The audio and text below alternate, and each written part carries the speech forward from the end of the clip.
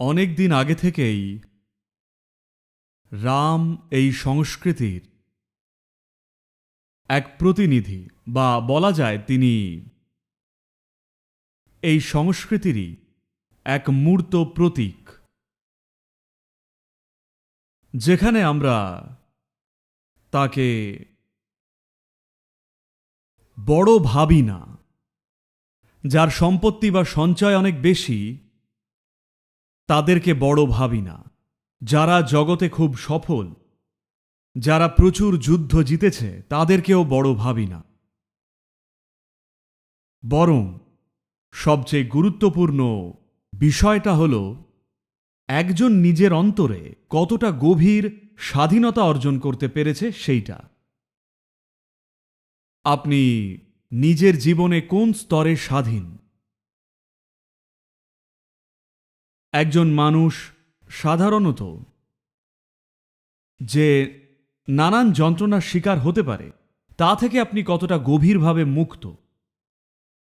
রামের জীবনকে যদি দেখেন, আমি চাই আপনারা এটা বুঝুন।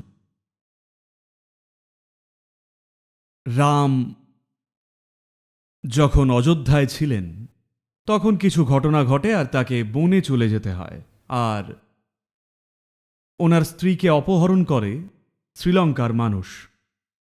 এলটিটি নয়, কিন্তু তার অনেক আগে।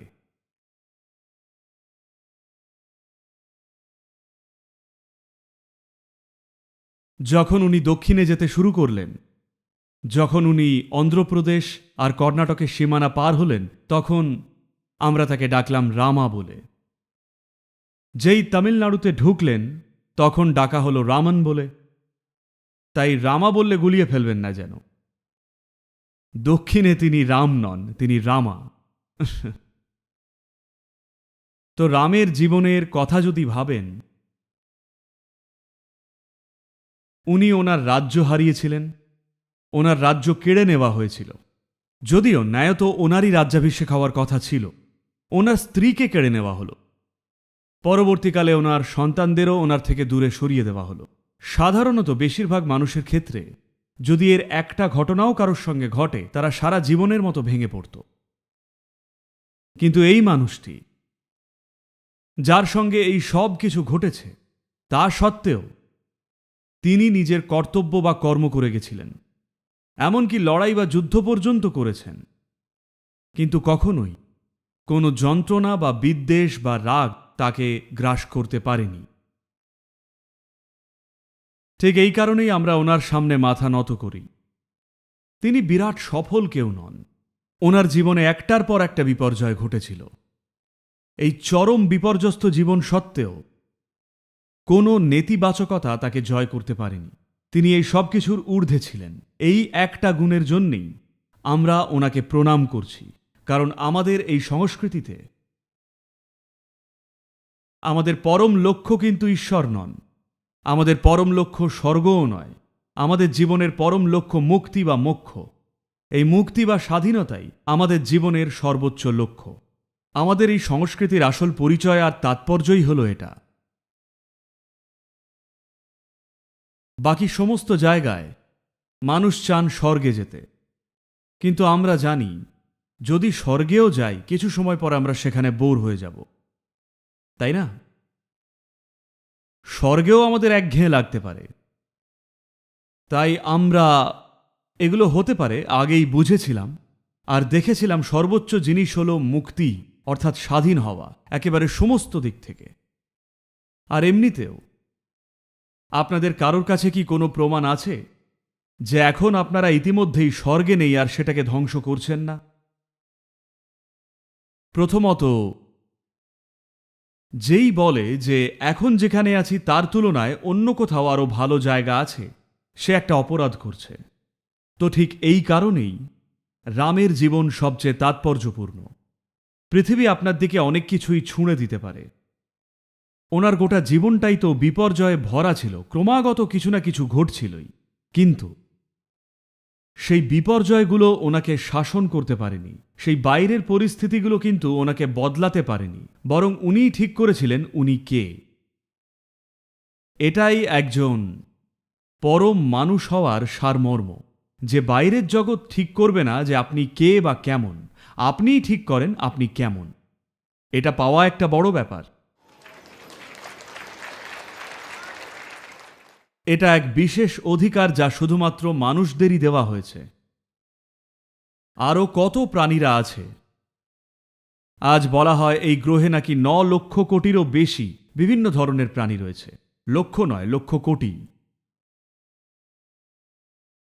এই সমস্ত প্রাণীদের মধ্যে একেবারে ক্ষুদ্রতম থেকে শুরু করে সবচেয়ে বড় পর্যন্ত প্রত্যেকের ক্ষেত্রে তারা বাঁচে তাদের সহজাত প্রবৃত্তির নিয়ম মেনেই।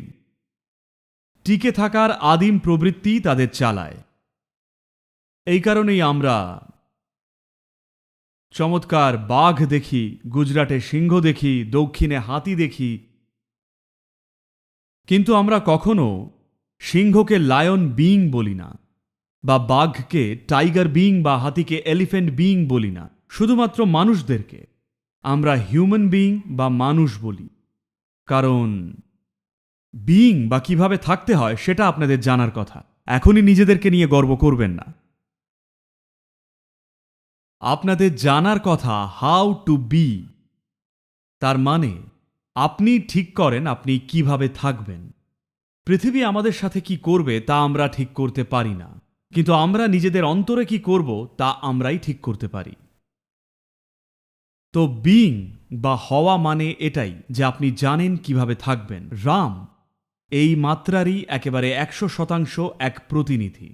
তিনি নিজের নিয়ন্তা। তার রাজ্য কেড়ে নেওয়া হলো, স্ত্রী সংকটাপন্ন। যেমন আমি অন্ধ্রপ্রদেশে ছিলাম, নেল্লোর নামের একটা ছোট্ট শহরে।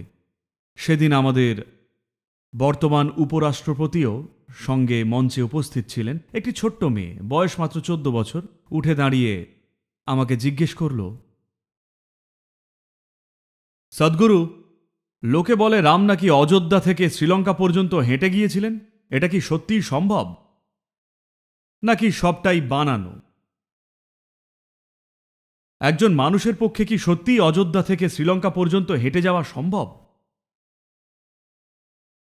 আমি বললাম, দেখো, এখন তো তোমার বয়স মাত্র 14, তুমি বড় হবে, আর একদিন নিজের জন্য একজন জীবন সঙ্গী খুঁজে নেবে। তুমি কি এমন কাউকে চাইবে, ধরো কোথাও তুমি হারিয়ে গেলে, সে পুরোটা পথ হেঁটে তোমাকে খুঁজবে, নাকি এমন কাউকে চাও যে বলবে, ও তো হারিয়েই গেছে, তাহলে আশপাশ থেকেই কাউকে খুঁজে বউ বানিয়ে নি? তুমি কি ধরনের মানুষ চাও? সে বলল, আমি এমন একজনকে চাইব যে প্রাণ দিয়ে খুঁজবে। আমি বললাম, রাম তো সেটাই করেছিলেন। তিনি একজন রাজা, চাইলেই অন্য কাউকে বিয়ে করে নিতেই পারতেন, কিন্তু না, ওনার স্ত্রী এতই প্রাণের যে তিনি পুরো পথটা হেঁটে যুদ্ধ করে ওনাকে উদ্ধার করেন। আজকাল আবার কেউ কেউ এইরকমও বলছেন যে ওই লোকটা তো একজন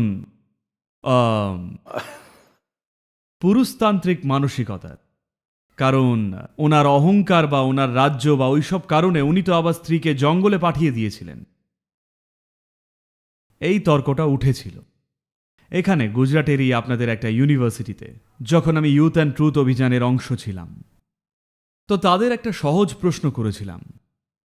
আমাদের দেশ এখন নানান রকম পরিস্থিতির মধ্যে দিয়ে যাচ্ছে। যদিও এটা প্রবল সম্ভাবনার একটা দেশ, তবুও আমরা একে এখনও একটা সমস্যাবহুল দেশ হিসেবেই দেখি। যদিও একটা সময় আমরা পৃথিবীর সবচেয়ে সমৃদ্ধ দেশ ছিলাম, আজ আমরা উন্নতি করছি ঠিকই, কিন্তু এখনও জনসংখ্যার বড় একটা অংশ চরম দারিদ্র্যে রয়েছে।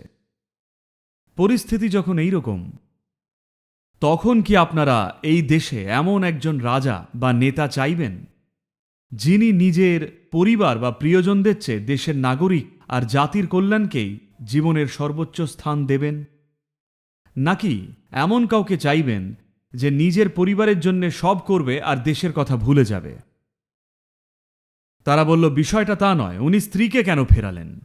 আপনাদের বুঝতে হবে, গল্পে যখন বলা হচ্ছে একজন ধোপা ওনার স্ত্রী বা রানীর সম্পর্কে কথা বলেছিলেন, একজন রানী কিন্তু সামান্য মাত্র স্ত্রী নন, ওনার এই রাজ্যে একটা বিশেষ মর্যাদা আছে। তিনি কিন্তু আর 5টা সাধারণ মহিলা নন। একজন রানী হলেন সেই রাজ্যের প্রতিটি মানুষের কাছে মায়ের মতো। এখন গল্পে হয়তো বলা হয়েছে একজন ধোপা এইসব বলছিল। একজন ধোপা বলছে মানে সেটা শহরের সাধারণ মানুষের রটনার প্রতীক। সবাই এই নিয়ে চর্চা করছে। তারা ভাবছে উনি আমাদের রাজমাতা কিভাবে হতে পারেন। এখন আপনার কাছে বিকল্প দুটোই, নাগরিকরা জাহান্নামে যাক, আমার স্ত্রী আমার সঙ্গেই থাকুক, অথবা আমার প্রজাদের স্বার্থে আমি এমন একজনকে ত্যাগ করব যার জন্যে আমি যুদ্ধও লড়েছি। এক ভয়ঙ্কর লড়াই, চরম ঝুঁকিপূর্ণ যুদ্ধ। কারণ যুদ্ধ করার জন্য আপনার সেনাবাহিনী ছিলই না, আপনি শুধু আপনার ভাইয়ের সঙ্গে মিলে যুদ্ধ করতে গিয়েছিলেন। এই সমস্ত কিছু করেছিলেন সেই মহিলার জন্যেই, কিন্তু এখন দেশের স্বার্থে আর নাগরিকদের খাতিরে তাকে ত্যাগ করছেন। তিনি অন্তঃসত্ত্বা হওয়া সত্ত্বেও একজন রাজার কাছে তার সন্তানরা খুবই গুরুত্বপূর্ণ, কারণ তারাই বংশের ভবিষ্যৎ। জানতেন না ছেলে হবে না মেয়ে হবে নাকি যমজ কেউ। সেই যুগে সোনোগ্রাম ছিল না। আর তিনি জঙ্গলে থেকেই 2 পুত্রের জন্ম দিলেন, অথচ তিনি জানলেন না। একজন রাজার কাছে এর চেয়ে বড় বিপর্যয় আর কি হতে পারে। তিনি টেরই পেলেন না ওনার পুত্র সন্তান আছে। শুধু তাই নয়, শেষ পর্যন্ত এমন পরিস্থিতি এলো যে একদিন অজান্তে সেই সন্তানদের সাথেই লড়তে হলো। নিজের জীবনের সবচেয়ে খারাপ যা করতে পারেন তা হলো জেনে হোক বা না জেনে আপনি নিজের সন্তানদেরই মেরে ফেললেন। এটাই সবচেয়ে ভয়াবহ কাজ যা কেউ নিজের জীবনে করতে পারে। তিনি প্রায় তাই করে বসেছিলেন, কিন্তু তবুও তিনি কখনো অসহায় হয়ে পড়েননি। যন্ত্রণা, বিদ্বেষ বা রাগে যা প্রয়োজন সেটাই করেছিলেন। যদিও ভেতরে অনেক কষ্ট পেয়েছিলেন, কিন্তু তবুও সেই ব্যথার জন্যে বাকি জগতের মঙ্গলে যা করার দরকার তা তিনি থামাননি। রাম ঠিক এই আদর্শেরই প্রতিরূপ। আমাদের দেশ তথা পৃথিবীর জন্যে এটাই আদর্শ হওয়া উচিত। এই যে আপনি খোঁচালে আমিও খোঁচাবো, এতে তো সবাই শুধু খোঁচাই খেয়ে যাবে। কারণ জীবনে অনিবার্যভাবে কিছু না কিছু আপনাকে খোঁচাবেই। যখন জীবনটা কাটান তখন খোঁচা দেওয়ার মানুষের তো অভাব নেই, কিন্তু আপনি যত ওপরে উঠবেন, আপনিও যদি খোঁচা দেওয়া মানুষই হয়ে ওঠেন, তাহলে তো সবাই খোঁচা খাবে। তো ওনার জীবন কোনো ইতিহাস নয়, বরং এটা এই দেশ ও দুনিয়ার ভবিষ্যতের জন্যে একটা পরম শিক্ষা। আমায় এখানে ডাকার জন্য অসংখ্য ধন্যবাদ।